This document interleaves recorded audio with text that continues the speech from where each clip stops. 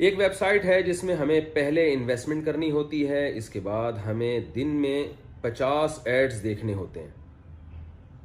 اگر 10,000 انویسٹمنٹ کی ہوتی ہے تو ہر ایڈ دیکھنے پر 50 روپے ملتے ہیں، جو کہ 6 مہینے میں تقریباً 72,000 روپے بن جاتے ہیں۔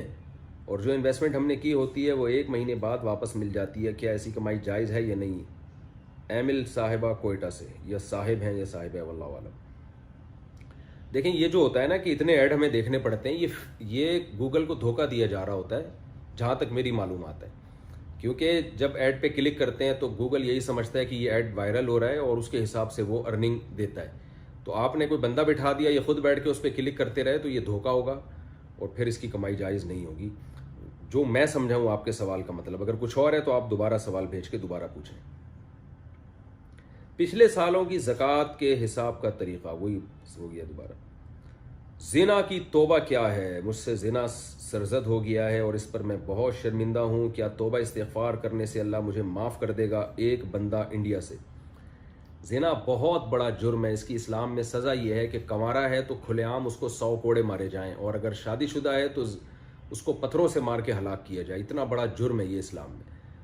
تو اگر اللہ نہ کرے آپ سے یہ جرم ہو گیا ہے تو آپ بہت زیادہ گڑ گڑائیں اللہ کے سامنے، اور پھر اس جرم کو ہمیشہ کے لیے بھول جائیں، بار بار نہ سوچیں، نہ کسی سے تذکرہ کریں، اور آئندہ بچنے کے لیے اسباب بھی اختیار کریں۔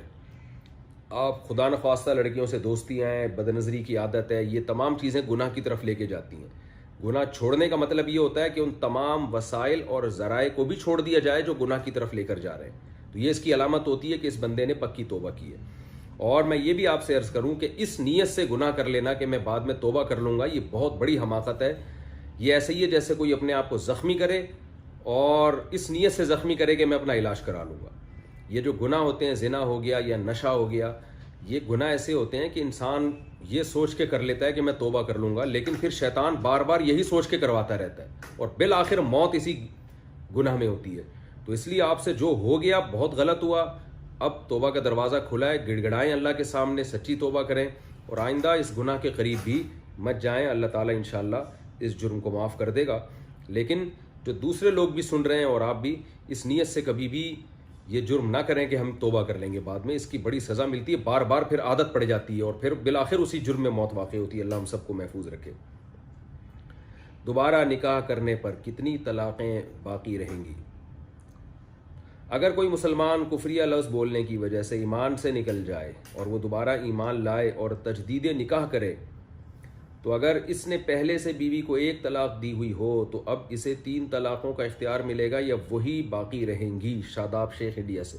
وہی 2 طلاقیں باقی رہیں گی۔ اگر اس پہلے 1 دے چکا ہے تو یعنی کلمہ کفر بولنے سے نکاح تو ٹوٹتا ہے، مگر اس طرح طلاق کا لفظ کم نہیں ہوتا۔ تو دوبارہ تجدید نکاح کرے، جو پہلے جتنی طلاقیں دے چکا ہے اتنی ہی ہوں گی، اس سے زیادہ مزید نہیں ہوں گی۔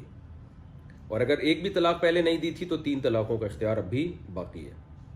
لیکن یہ کلمہ کفر زبان سے نکالنا یہ مسلمان کے لیے کوئی ہلکا لفظ نہیں ہے، یہ طلاق سے زیادہ بھاری لفظ تو کلمہ کفر ہے۔